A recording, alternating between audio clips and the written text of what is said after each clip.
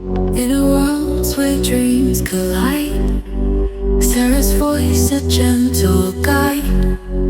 Through the realms of time and space, she takes us to a sacred place. Permission to speak with a higher self now, please. You do. I'm really curious about the 13th zodiac. Can you tell me more about this? Why it's not talked about? Why, if it's found in Egypt anywhere, or whatever you notice about the 13th zodiac? There's so much information we could go into in areas of the world and civilizations and timelines that we could touch on in regards to this, but we will do our best to keep it as succinct as possible while allowing you to have a better understanding of the knowledge. So essentially, the number 13 in and of itself is an incredibly powerful number. That number alone carries so much power.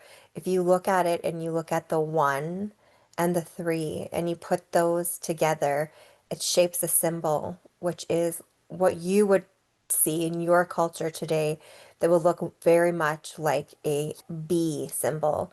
And what they really want me to share with you, Sarah, is that is all about being, being present, being part of this experience, being on earth, being in communal communication with nature, with source.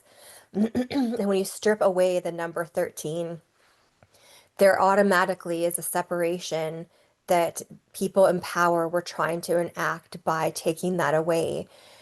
Number 13 also, sorry, syncs up with the cycles of the moon, with the cycles of the earth in ways that are more aligned than the number 12 does. It's like syncs up better with the cycles of women's monthly menstruation cycles.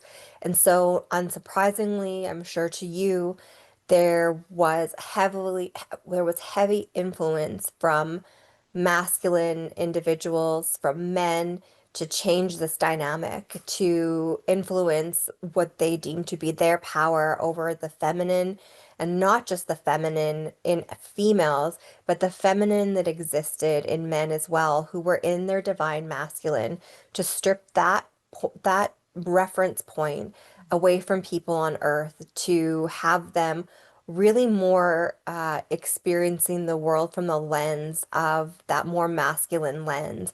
And they were able to enact power over the population more easily when you strip away that feminine piece and when you strip away that connection to source that automatically exists through that number 13.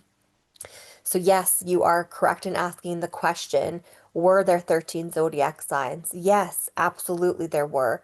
Why was it taken away? It was taken away because there was a more balanced approach to the earth, to harmony. There was a reverence that was associated with 13 to the divine feminine, to females themselves. Again, it was a harmonization. The female properties exist also in men. And that stripping away really put things to be in a man-centric world. And we can see now, as things progress and the way that the world is turning and the events that take place, that that is an unfortunate occurrence that happened, that you need that balance. You need both of those things to be present for that harmony to occur. And you're living in a state again right now where you're seeing very much just that one-sided, lopsided dynamic. Okay, what did the 13th zodiac sign look like, and where could is it depicted anywhere in Egypt, like in any of the temples?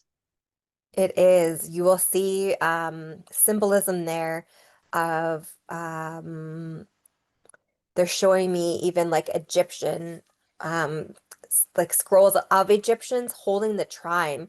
They're showing me anything where you see the holding of that. Is it called a trine? Like the fork like I don't Trident think or no? Trident.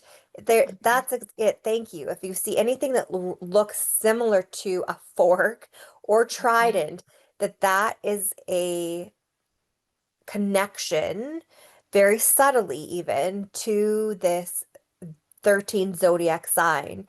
And again, they're showing me the number three. We talked about this last night with the trines on the trident or on a fork being that important number. And again, when you look at three, there's the three there. And they're showing me if you take the 13, that's the bottom of the trident.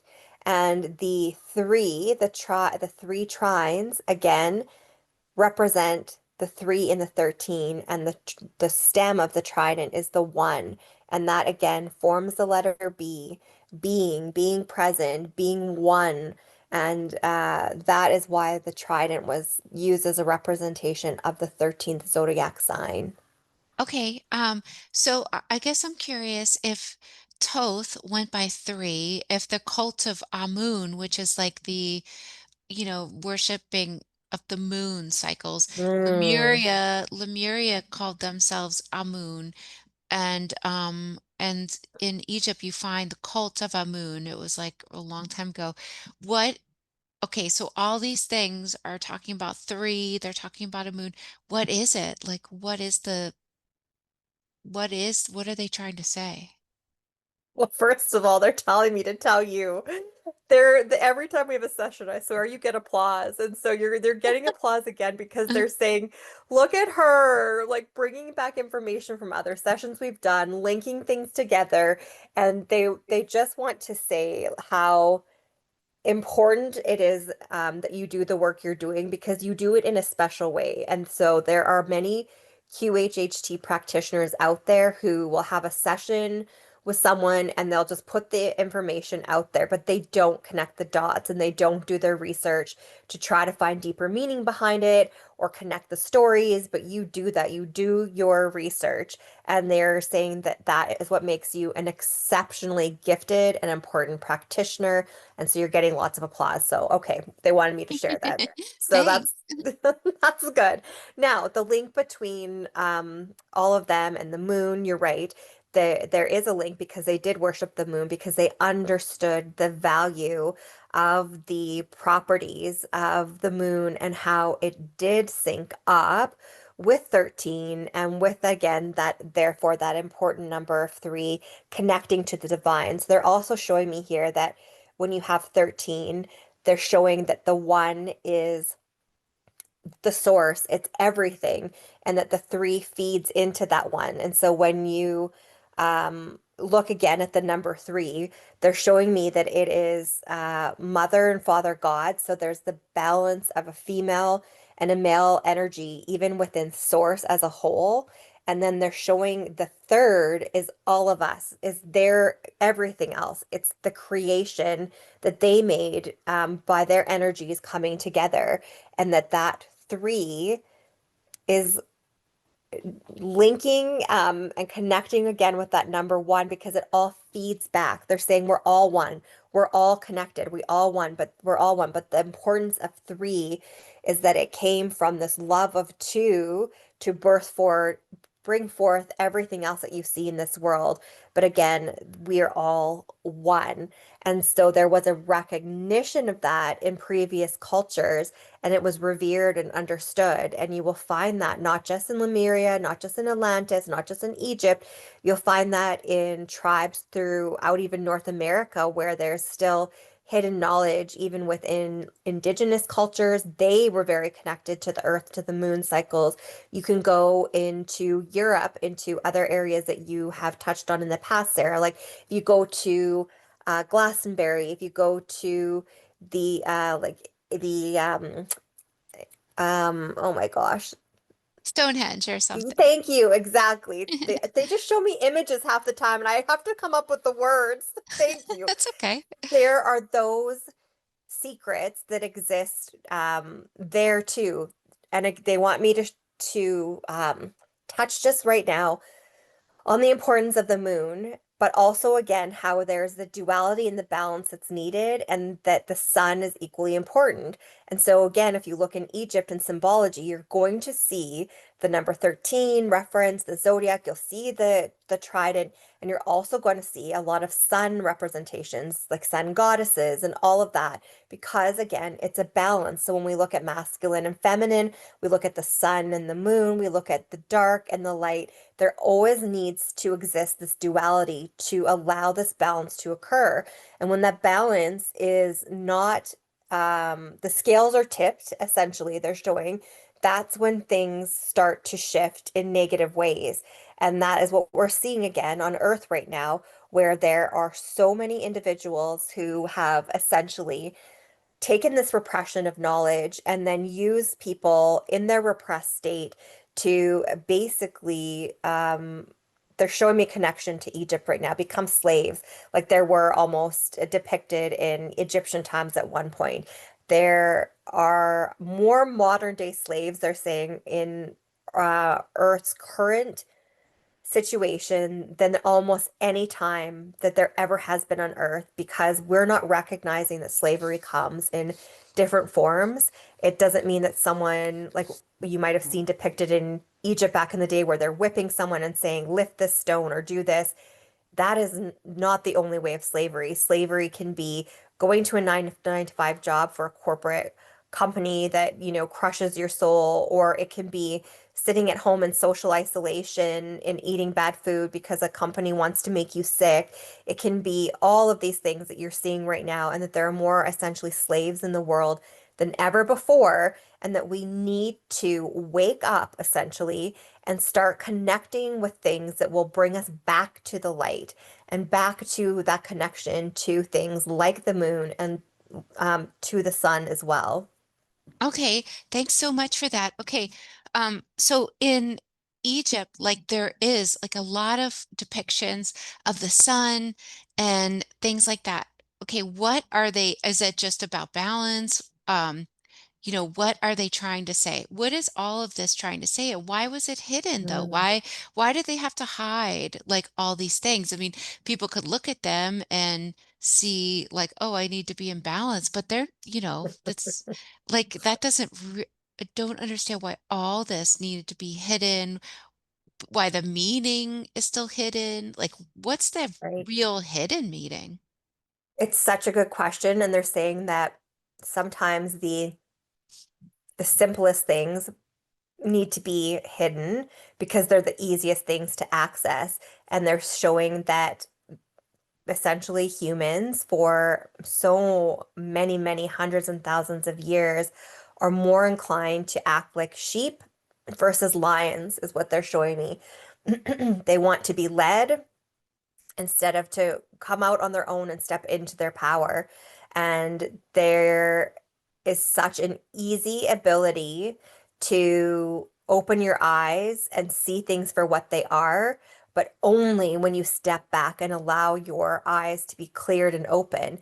And they're showing that so many people right now are walking around essentially with clouded vision, so that it doesn't matter if you look at these pictograms in Egypt and see all of this reverence to the sun, that we won't understand it. But really, it's incredibly simplistic, but they had to hide it because it is so simplistic that it can spread like wildfire once people start waking up. And people in power did not want that to happen. So they're But saying, what? let's just talk about the sun a little bit. Yeah.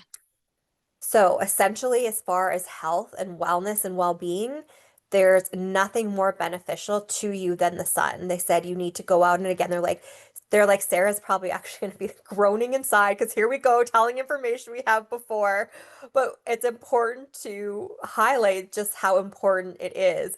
And so they're saying going out in the sun and getting that vitamin D in your eyes is so important. And they're saying when we talk about eyes not being clear and being clouded and covered over, they're showing sunglasses right now, and they're saying even this, you don't know what the corporations have done.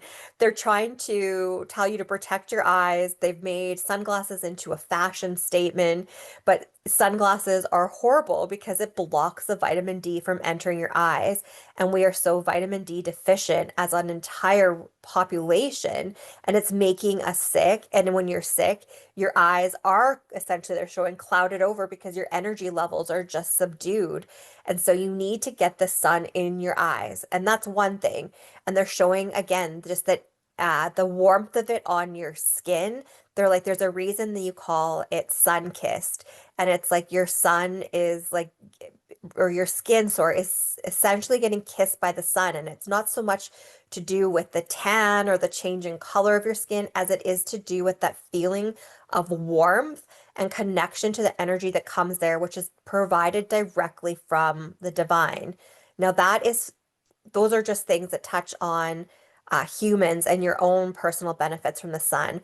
But as far as other things that can be beneficial to you as an entire population, you're just getting into it now is solar power and how the sun can power almost everything. Now, we don't really like the way that your, again, civilization is harnessing the power of the sun in the technology that it is, because the solar technology that you're currently using is still really destructive to the planet. But once the recognition comes to light as far as how easy it is to harness the power of the sun and use it to light up almost anything. It is a very gentle way to have electricity, to have light within your homes, and it doesn't harm the earth. So that again is a technology that would want to be repressed because it offers no beneficial money type making scheme to corporations. And all of those things, are shrouded in the concept of greed, and therefore they want that to be repressed. Now, also, when we look at your food sources, anything that grows in the sun, it's not just about does it grow well, it's about what it does when you eat it. And we've touched on this in the past too. When you eat something that has sun that helped it to grow, you're actually eating that light. And again, there's a huge connection to source, and your body can feel that connection.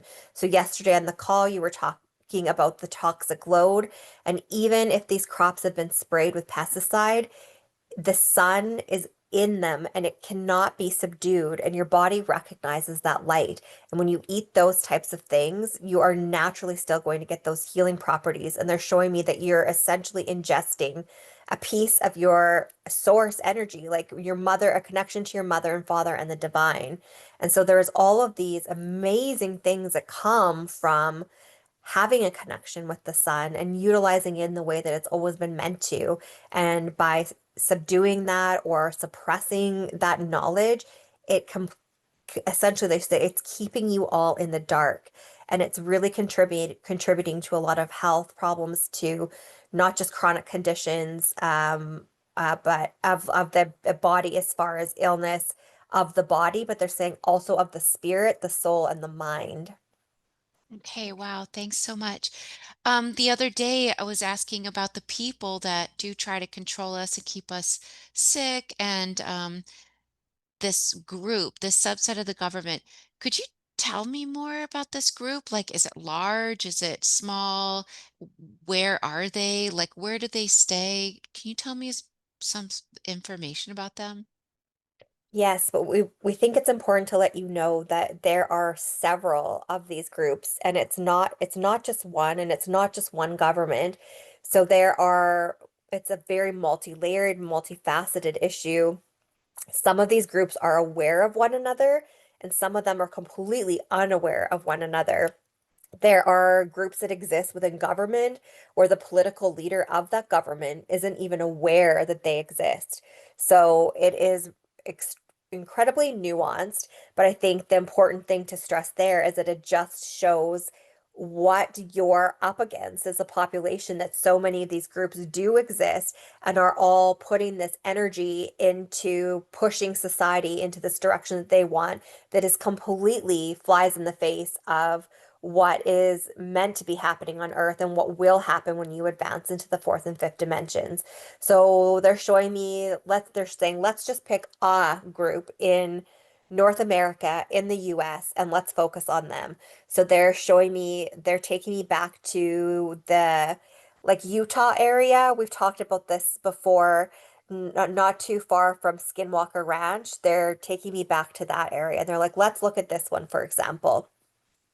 Now, this group has funding from government agencies. So this one's an interesting one because they do get money from the government, but there is a group of very, very wealthy, they're like, it's like billionaires isn't even the right word, like trillionaires that also fund this group. And so there's two different types of technology and experimentation and work that's being done even within this own group, because there's some work that's being done and being shown and shared with the government, but there's so much more that's actually being done and not being shared with the government. Again, this has to do with power, because the people that are incredibly wealthy want to own as much of it as they can, but they recognize by sharing some of it back with the government that the government will think that they are in the know. They have a relationship then with the leaders that are in political power, and they have a great deal of influence over them because they're showing,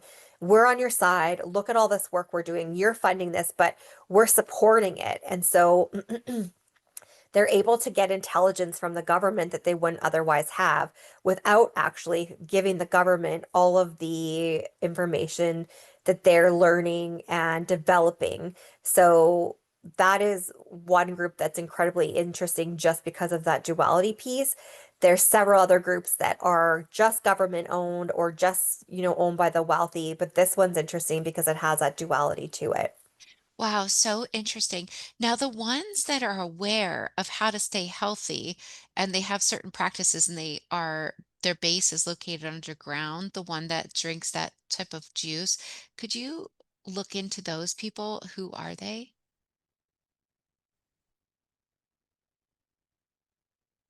I am seeing that there is a group in Russia who does this. They're showing me Russia, Sweden, and the US. Now, the ones in Russia and Sweden, it's almost what you would think of if you were to think of those cultures. Like with the Russian individuals who do, these protocols they're just a little bit more strict in the way that they present. The Swedish have just sort of the natural health and wellness thing that you again would typically sort of feel. I'm just feeling the energies and seeing these visions in my head.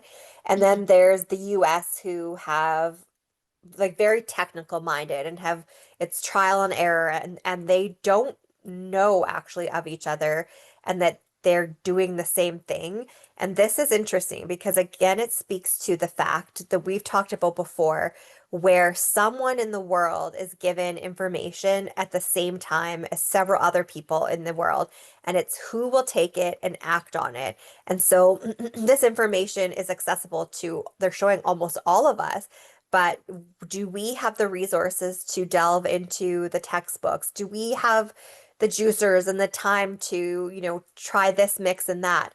Not likely, but they do. They have access to, so they're showing me before Chat GBT and Copilot and all of those things became more known to us. They already had that technology. They were already using it. So they could ask those questions and this information would come easily to them. And then they could trial and error it and see if it was actually correct. And that is what these three different groups did. So essentially, they're doing very similar things unbeknownst to one another. And my goodness, are they healthy? Like they are so strong in body, but they're saying to me, you would think that they're strong in mind, and they are. They are as far as like the synapses functioning well and those connections, the circuitry in the brain functioning optimally. But their mind, there's still something wrong in there just because of the work that they're doing and how the dark energy affects them. So they can be as healthy as possible and do all of the healthy things, but they're showing me their body still isn't in complete alignment, that there is some misalignment because of the dark work that they're doing. Could you Oh, tell and then me they what? Yeah, go ahead. sorry, that then they're just saying it's so that's important for you to know because you live in the light. And so if you can take some of these principles and build off them, knowing that you're in that light-filled space, that what they're doing is actually going to be exponentially better for you if you were to implement it. Oh, wow. Okay, that's really great. Okay, I have a bunch of questions about that. So, what are they doing that's negative? Can you tell me about these three groups? What are they doing? And then can you tell me their protocols that are very similar that seem to produce all this health? Absolutely. So the work that they're doing, they're finding ways essentially to spread fear throughout the population, and But that is why? they said that they have mentioned this in the past, and fear is the biggest virus possible in humans, that it integrates, and they're showing me faster than the blink of an eye, faster than you can snap your fingers, that they can put something out into the world that scares people, and that just clings. It spreads. They're showing me like how we were talking about your mom before, like that generation will pick up the phone and they will call, and did you hear this? And it spreads like wildfire. And fear is the easiest way to have control over the population. So they are very much spreading fear in multiple ways, in multiple ways. Now they're also part of this technology with the chemicals. So they are continually trying to find new chemicals that can be integrated into society in very subdued ways that aren't really obvious, that will make people sick. But there are byproducts to the creation of these chemicals. And again, what do you do with all this byproduct? And that's where these planes come in that dump it come into play. And again, we've talked about this in the past, how at first, way back in the day, when the chemical creations were smaller levels and they were dumping them into the water, and the water was getting sick, and the aquatic plants and the fish were dying, they realized, oh my goodness, if we do this, everyone's going to know what's happening. And so that's when they started putting it up in the plains. And then people got sick as they sprayed it down. And that was not an intended side effect, but they were so pleased that that happened. And they thought, wow, this is another way that we can have control over the population. So they do that. They do the creation of chemicals and then the spilling of the byproducts. They are constantly seeking to upgrade their own technological advances. So again, when we mention AI, they were far, far invested in that beyond what we are just starting to see in the real world. So there is a lot of work that they're doing behind the scenes just to essentially, they're showing me they have arms and they're scooping everything in. They want to know as much as they possibly can, to have as much knowledge as they can, to have power over the population. But I mean, okay, so if they are like people don't really know about them, what do they really want? I mean, how do they have, is it just power or like, what is it? What is their main goal? So their main goal is essentially, they're telling me, it's like sounds so silly, but like world domination. Like they want, it's not just about money, but that is a huge component of it. But it is the sort of, it's so gross. It's like, Sarah, they're actually kind of showing me Drew a little bit now, and like the icky parts of him, and like how they want to like wield their power because they get so much pleasure out of being able to decide the fate of other people and bend the human will to what they want it to be.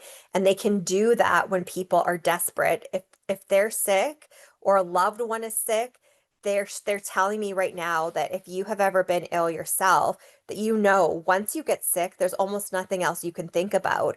That when you're ill, that dominates your entire mind. And when someone you love is ill, you have so much compassion and concern for them that you are heavily invested and lose focus on other things because you're so concerned about their well-being. So they're well aware of how that can really drive their ability to influence humans because they are But desperate.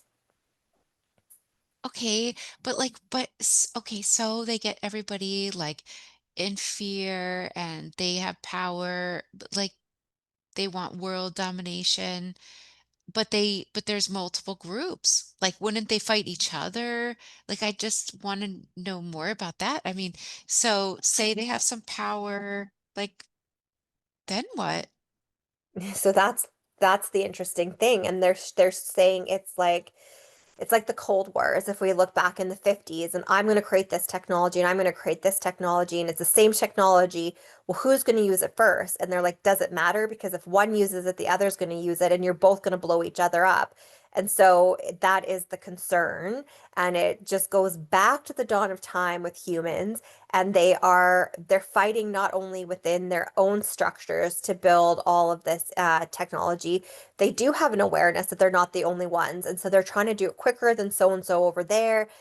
Just so, what if they try to use it on us? Or what if they make more money than we're going to make? And so that's this race against themselves and also against others. And when you look at, again, making everyone sick, they just want to show again that there's a component there of financial gain, because if you have people sick, they're willing to do anything to try to feel better or to save their loved ones. And so um they have, again, domination over what that looks like, what people are willing to do, the lengths they're willing to go to be able to access any sort of pill or medication that will make their loved ones feel better. But So it comes from, sorry, go ahead. oh no, sorry to interrupt you. But who gives them money? Like how, so even if everybody's afraid, how do they get money from these people? I mean, how do these people get money from them? Get money from the Like civilization, yeah, or yeah. so that has a lot to do with the way that pharmaceuticals are the pharmaceutical companies run, and that's different everywhere. They're saying that there's like in Canada, we have different healthcare than you have in the States, but it all essentially might be delivered somewhat differently as far as how you can access it, but it comes from the same people, and the money has to get to the same people regardless of how that population is served that medication. So in the US, for example, if you don't have Medicare and you're just going to go to a like pharmacy and try to get this prescription filled, you may not be able to afford it, but it's the, golden goose, as they're showing. It's the thing that could save your family. Are you willing then to go to a bank that these individuals also own? Are you willing to take out a loan to therefore go buy this medication? They're showing me that it's like a spider web, and they're so grossly connected. They have ownership over so many businesses that they know, okay, this person's not going to be able to afford this, so they're going to come here or they're going to do this. And they have people that are, that's all that they do, is they're aware of how humans, the choices that humans will make, and they predict how humans will interact in the face of these trying times. And they do that behind the scenes, just sometimes even putting out Facebook, Facebook or social media type things and seeing how people interact with certain things. So they have a very good understanding that has allowed them to be very predictive about what will happen if people get to these sort of desperate points. Okay, so these people own businesses, like they own pharmaceutical companies. Their funders are 100% connected in ownership of banks, Got it. Okay. pharmaceutical companies. They're showing me that they have investments even in the alcohol industry, because alcohol makes you so sick. They have funding in the food companies. They're showing me that they're showing me this giant hand, and that they almost touch everything. Okay, got it. Okay. Now what, so they obviously everything is poisoned. How do they still stay healthy? Are they all doing the same protocol? Can you tell me their protocols? They're all doing the same protocols, and they're like, we don't, it's like there's the Spirit is telling me it's like the drug dealer that deals drugs but would never do drugs. That's essentially what these individuals are doing. So in the Uinta Basin area, there is this group, as I've mentioned, and there is an opening where the sun shines through, and they have this beautiful garden. I'm being shown inside, that grows these really holistic, super clean fruits and vegetables. They have beautiful, beautiful organic, clean soil. They are able to, there's almost like this. it's almost sort of looks like a mosquito net at the top of this opening in their cave.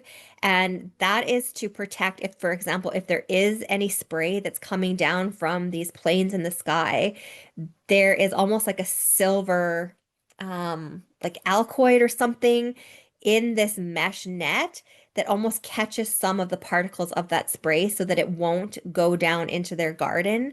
So they have this beautiful garden. They have incredibly fresh water. There's actually water that's flowing through, they're showing me underground, and they test it frequently. They know that if it is not balanced, like pH wise, that they can filter it. They have the equipment to do that, but they're showing me that the water is so clean where they get it from that they don't really do much filtering.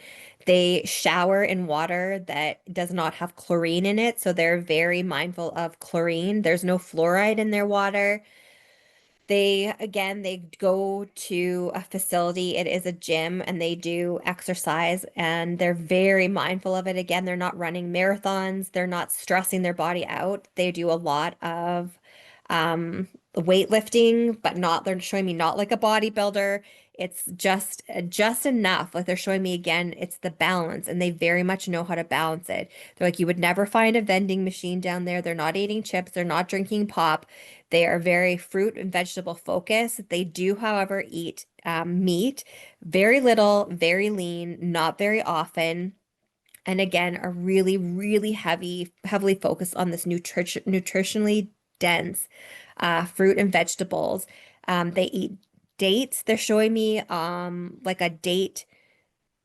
There's like this date, that's not like a ball, but they ground down dates and there is almost like a nut butter inside and there's a little coconut on top and they have that as a snack and they're showing me that proportions are extremely important to them. So this date thing that they're eating, they don't have more than one of them. They're very aware of quantity and it's quality versus quantity. And so they're not overeating and that's a really important thing too. They have teas. They don't drink coffee, and every time they have tea, they do put honey in their tea. What else are they doing? What kind of tea does it look like they drink? I'm getting nettle. They're telling me something to do with nettle and raspberry leaf. They're showing that that's a blend that they'll put together. Hold on here. Obviously, it's not stinging nettle. Is there a tea just called nettle? Yeah. Okay, nettle and raspberry leaf. They drink those two things combined with honey in it, and that is one of their go-to tinctures. And what is this supposed to do for them? Actually is really good. They're showing me to calm the nervous system and that it has a sort of natural antiseptic, anti-parasitic type of property to it as well. So they're not really worried about having any parasitic issues per se because they are so clean, but it's just an added protection should anything get through. So that is really helpful.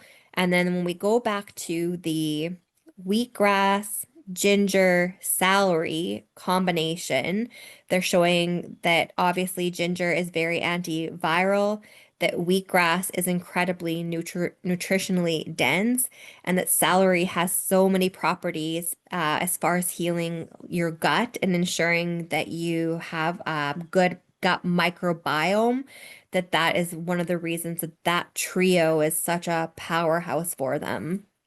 Wow. Okay. And you were saying before about the sunlight, they understand the sunlight practices. Can you tell me more about their other practices and if you notice any other nutrient dense foods that they eat, that they all eat? Well, before I ask you that, do all these same groups do the same type of juice with wheatgrass, ginger, and celery, or no? They all have a version of it. Let me just go. They're showing me Sweden here, and it's somewhat different. So let me just tell you what their go-to is. So they do shots of wheatgrass on its own. They're not drinking it combined. They have a bit of a different philosophy here. They are what we would call more like mono eating. So they don't believe as much in mixing things, they feel that there's more benefit to having things separated and allowing the purity they're showing me of each individual food product to integrate in your system and do its work on its own. So they will drink wheatgrass shots on its own. They're saying there is an exception. They do ginger and lemon shots, and then they drink celery juice, or like they juice celery like crazy in Sweden. And again, they drink it separately. So they're not doing a combined, but they're essentially doing using the same ingredients but not combining them. So that's Sweden. And let me look at this group in Russia.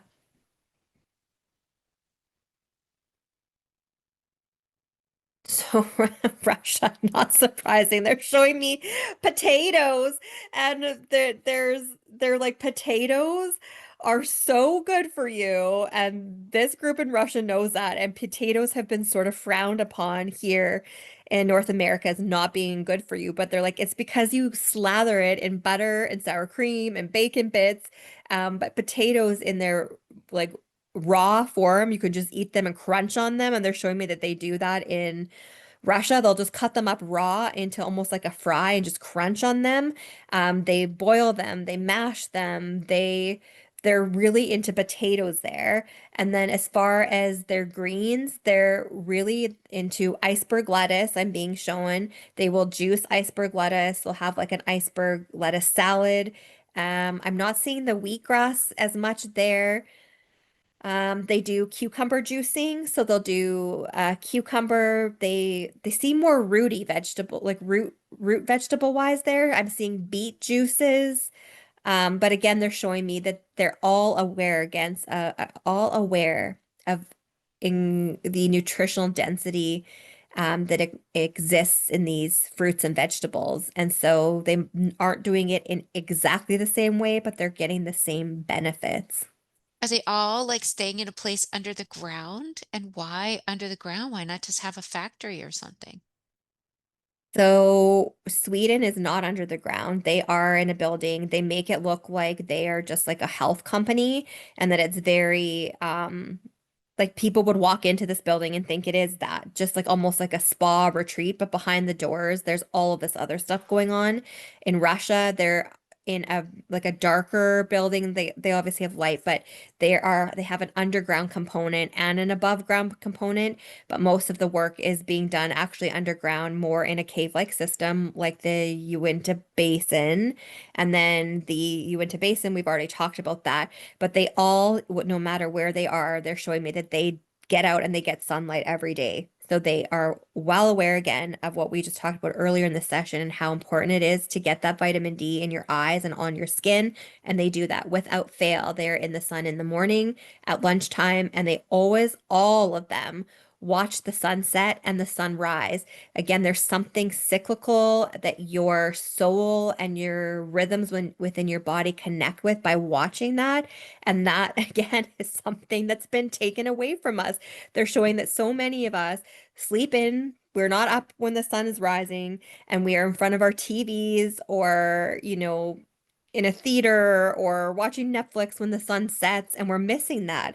And we're missing this component of resetting and recalibrating our body every day to be in tune with those systems in nature. And they know, and they're doing that. Okay, so here's my other question. How did they get this information? And is this like a group that did they try to like uncover this information? Like where did this information come from? How did they harness it? I'm just curious. So I'm gonna just speak again about the one in the Uinta Basin because I'm seeing something that's actually quite sad. So it looks to me like they have a like a reptilian type creature there who is like beyond prehistoric, that has been around since Atlantean times, that has information that has been passed down through thousands of years, has been able to survive the collapse of many civilizations on Earth. Now, they were able to capture this reptilian creature and pull knowledge out of them through torturous means. At first, they spotted this creature, and there was some fear there and they didn't really know exactly what this creature did. But they were able to communicate with it and realize that it had power. But eventually, this creature realized that these people were not going to use the information for good and stopped sharing. And I'm seeing this creature has a huge like cuff around its neck. It's handcuffed on its wrist and it's basically tied to a wall. And they heavily abuse this poor creature and they have pulled information out of it and continue to do so. And that is was a huge source of information just in even directing them where to look for further knowledge. So that was what they're saying was not a planned meeting, but one that really helped them. And previous to that, they're saying again, this knowledge is not everywhere, but it's out there and it has been safeguarded and passed down. And some of that safeguarding, you do your best. These groups that are trying to keep this information protected do their absolute best. But humans are humans, and sometimes humans will sell their souls for whatever reason. And some of this information leaks out and has been shared. And it really comes down oftentimes to money. And these like trillionaires have so much generational wealth that they have been able to piecemeal together over the years knowledge that now having so many of these piecemeal knowledge come together gave them a really great starting point to advance their technology and the knowledge that they had and build upon that. So this poor creature, how come its family doesn't come and save it? Or like if it has so much knowledge, can't it call somebody to help release it? It actually didn't have any family left here. It was living really like by itself, but it was content. I'm not going to say that it was like happy would be the wrong term, but content. Has a connection to the divine, and like we all do, and it has a connection to Toth. So there is a plea and a cry out. They say that goes back to Atlantean times that they had a connection there, and that Toth is aware and is actually in a telepathic sense communicating with this creature and just telling them, that this is an unfortunate part of the soul chart that it created for itself, but to stay strong. And when it is getting abused, he calls upon Toth, and Toth like telepathically wise steps in and is there as a dear friend to support and try to keep its mind off things and for it to stay strong and not lose hope. And they are showing me that there is going to be a time where this creature is able to break free because this whole system is eventually going to end up crumbling. I see this building um, falling apart at some stage. And this creature knows how to live underground. It has lived in caves, it has lived in underground water systems.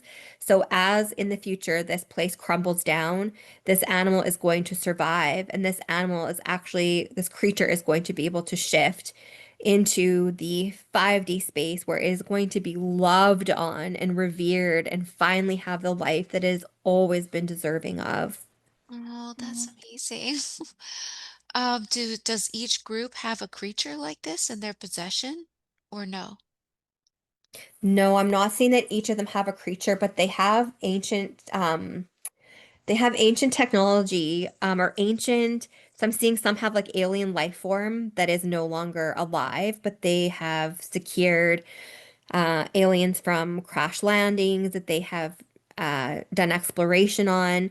They all have very they're like I guess I'll say the knowledge that they have isn't what we would be accustomed to. They have access to extraterrestrial life forms, to creatures like this who have been around for a long time. So they really do have a variety of means to expand their knowledge. But I'm only seeing this creature in the Uinta Basin, but they're showing me that there are humans and other animals that each of these um, each of these groups employ essentially to do experimentation on, to even if it's even if it's as simple as trying to better understand the human mind. They have taken humans essentially as hostages, and those humans will never be seen again or heard from again.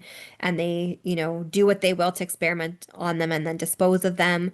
So there's a lot of darkness and tragedy that exists within these facilities.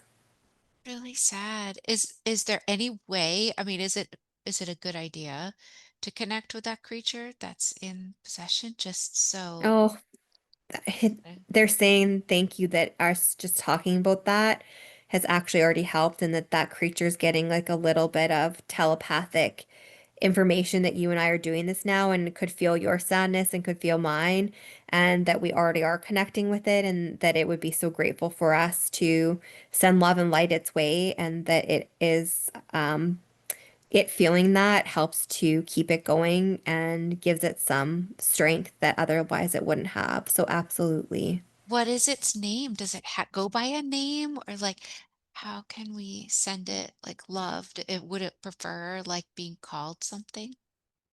Let me just connect here.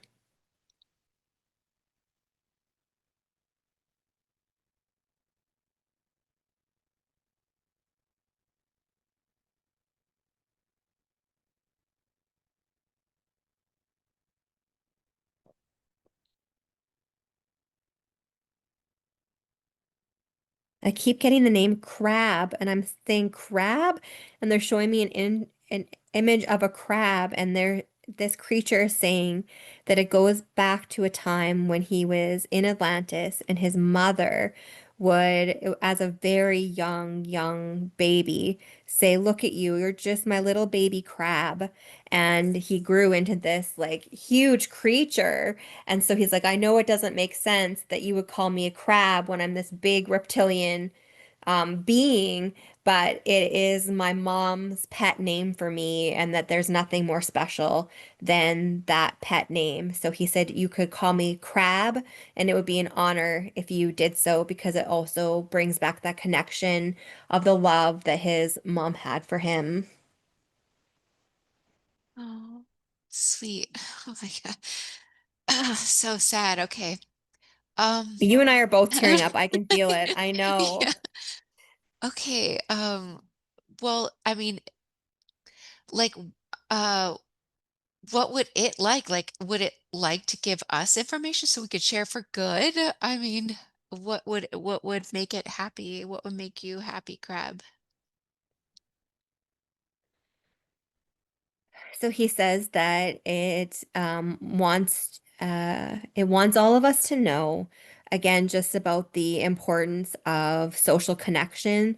So even when I was sharing earlier that he didn't have family that he, grew up with anymore, and that he was content but not happy, he was able to remain content because even in his hidden state underground, he said there's a whole world under there that you're not necessarily aware of, and that he made friends. He's like showing me, I made friends with the crabs. He said, you can tell her that, like that kind of idea. Like there is a shared connection between each and every one of us on the planet and every living thing. And we know this, Sarah, like the trees and the water and the grass and the sun were all one. And he said, so you're never truly alone.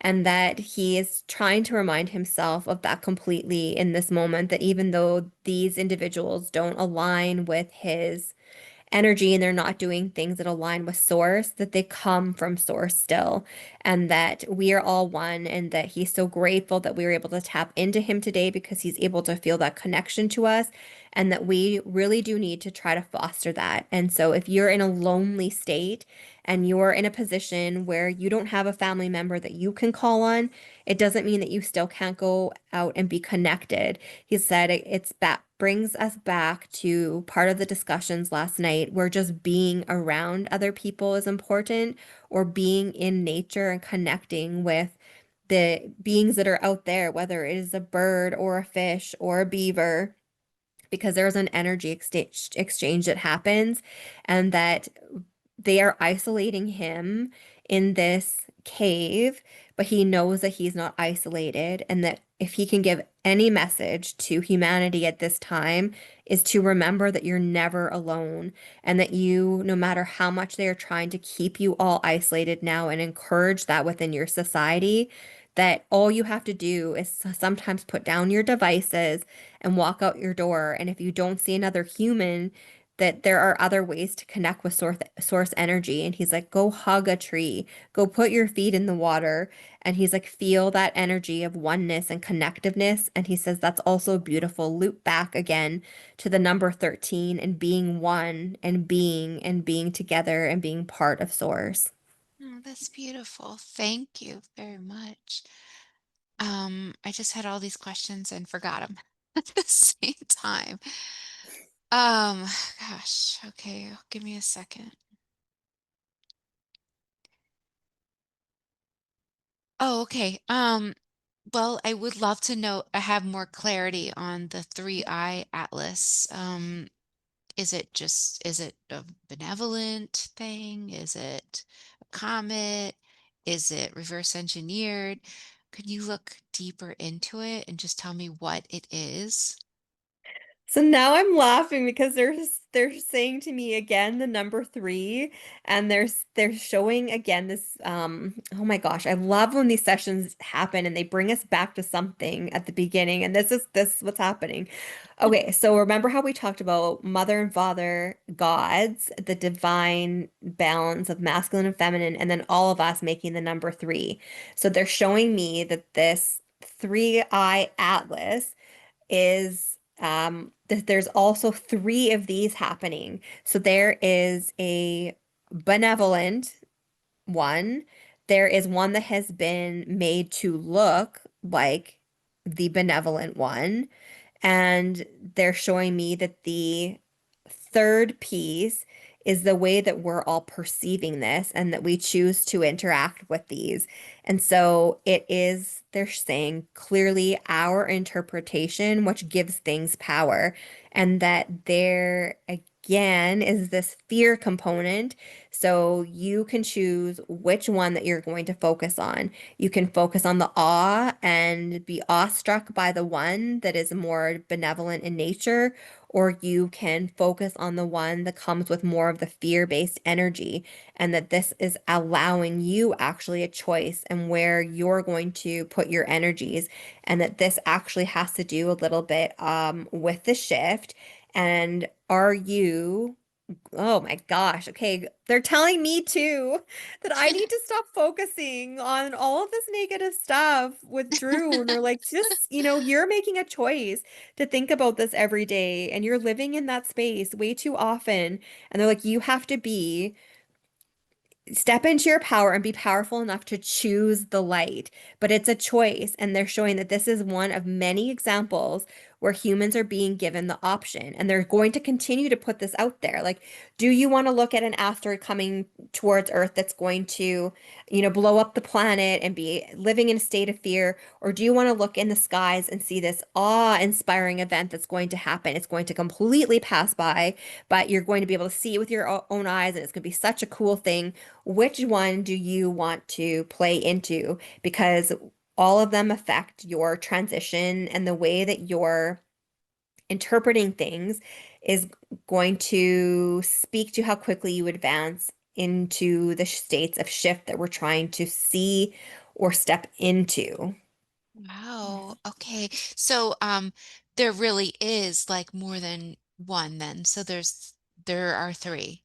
There are three. And three eye atlas, they're saying they want me to they want me to focus on the eye, but connect it back to your eyes. What are you seeing? What are you choosing to see? What are you choosing to focus in on? So it's kind of symbolic as well, it seems like. So, okay, so how do we know what is what? Like how do we discern if it's They are clearly saying to me that you create your own reality, and that that can be one of the most frustrating things to hear as humans, but that we do. And so that, like they said, we have attributed things in every aspect of our lives. We have determined that the sky is blue. We have determined that grass is green. We can determine that this three-eye atlas is going to be a terrifying thing or not. And so it's being open to knowledge because you don't want to be ignorant, but opening yourself up in a way that doesn't create anxiety and fear within you, that you can be an observer and then really connect to your truth and connect to what would align best with the advancement of your soul. Okay, well, I mean, it makes it really tricky because how do we know? Okay, like so literally then this is sort of like a test, I guess. It's like, They what do we say it's a resonate? constant test. And it's a constant test not just because you've charted it to be so. It's a constant test because there are, what we talked about earlier, there are groups at work that are trying to test you. And so that is really the soul's test because they're going to continually put things out into the world that are living in that fear-driven space. But God, source, is also creating constantly, and there's beauty and gorgeous abundance and love and light with those creations. And, which one do you want to focus in on? And they're saying not to be ignorant because the chemicals that are coming down on you, they're there. So you want to be aware of it, but they're like, what should your focus be? Should it be that the fact the chemicals are coming down? No, because there's nothing you can do about that. But what you can do is don't eat all the junk food that they're making. Don't drink that alcohol that they're creating. Go out into your garden, and yes, it's going to have some pesticides and chemicals on it, but that food grown there is better than any packaged anything you can get at the store. And so that's where you have the opportunity to lean into the light and make a decision that's going to be better for you. Wow. Okay. Well, how do we know which three-eye atlas is beautiful? Well, okay, I'll just tell you what some people said about it. Some people say that there are three Jedi admirals on it that are really beautiful. They've come back. They are here to like wake up sacred sites on this uh three-eye atlas. Is that correct? Is that not correct? What do you say? There are three people in the one and they're laughing. They're actually like brushing their shoulders off like, "Oh, did you hear that? We're Jedis." They're kind of grinning each other at each other because they're evolved souls and they're like we are one of you. We are not like, yes, we may have some more knowledge than you. But they're like we do not need to be separated in that way, but they do appreciate that there is an understanding that they are here for the benefit of the planet and humankind, and that is 100% based in truth. And they are glad to be acknowledged, and they want more people to wake up to that knowledge because when you do, again, you're opening up and expanding your heart chakra, you're opening up your mind, your third eye, and connecting with that eternal truth that more than meets the eye exists. And you're knowing, it's a knowing because you're not seeing them. Some people have seen, glimpses, but not everyone. So it's an internal knowing and connecting, almost like we just connected with Crab through our telepathy, through our mind's eye, and we need to do more of that. And that is how they're saying you discern the good from the bad and which one is good and which one isn't because you listen. You listen to your gut. You allow that you allow your third eye to open and that information to come through. And it's all about discernment and starting to trust your own intuition and listen more to your internal compass. Wow, so that's really good then to know that that is really actually true. Like that what he is seeing is actually true then? Yes, there is a three-eye atlas that does have three individuals on it that are incredibly heart-centered and here to help and do good. Okay, and so then what about the ones that are nefarious? So they're saying that it's not the same three, that there are three on it, but they're not functioning the same as the benevolent three, that those three work in unison and hand in hand. But the other three eye atlas has three major players on it, but they are very separate from one another. They are like, this is my task and this is your task. and they're incredibly cold about the work that they're doing. There's not an interaction like there is on the benevolent three-eye atlas. And so again, there's like if you were to tap into that energy, you can feel the difference immediately. There's love and light emitting from one, and there's like a cold, stark, empty darkness emitting from the other. And so again, it's just becoming in tune with those energies. Well, I guess I'm really just want, I think I really, most people just want to know. They don't want to be fooled. They want to know, um, how do we discern? Like, is it literally like we just put our focus on these really benevolent ones? Or I mean, because we don't want to be ignorant. I mean, if there's one that these subset of the governments are using to piggyback on everything, we want to know which one that is, so we don't say, "Hey, look at me, I love you."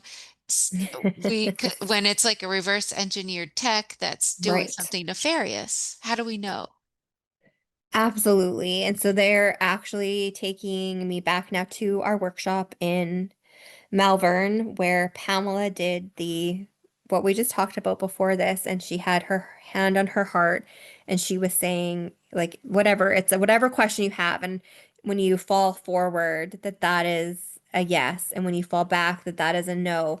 So they're saying that is something that eventually you don't have to do. People use pendulums, people use those types of tricks of the trade to get a sense of is my intuition guiding me correctly? But they're saying those are great things to do for people that don't quite trust their gut or their mind or like their third eye in their mind and what it's telling them. But eventually, like the whole reason for all of this is that even if you do choose the wrong one, that's a learning in and of itself. And again, they're linking back to my situation. They're like, you chose the wrong one and you knew that if you really had listened, you knew that. And so, what is the worst thing that comes from that? That it redirects you, that it teaches you to next time see those red flags, to listen to those gut instincts, to um, be more in tune and that there is no right or wrong. So yes, you want to pick the good one, but if you don't, there's a learning to happen from that. And you don't just get one chance at these things. They're saying like this is one thing that's happening in the world, but there are multiple things where you're going to be given the opportunity to choose one or the other. And it really is an opportunity to build up that strength in your intuition and in your knowing, and that when you get into that 5D space, there's just a knowing. Like it's not even a question that you would question yourself. You 100% know. But to get to that point, you have to have the failures and the successes in order to start trusting yourself more. And then they also want to make a note that eventually these two groups are going to present themselves. So there will be complete clarity for everyone because they will both at some point make themselves known. And when that happens, then the information is all going to be very clear. Oh, wow. Thank you so much. Okay. Um, all right. Gosh. Thank you. I'm just going to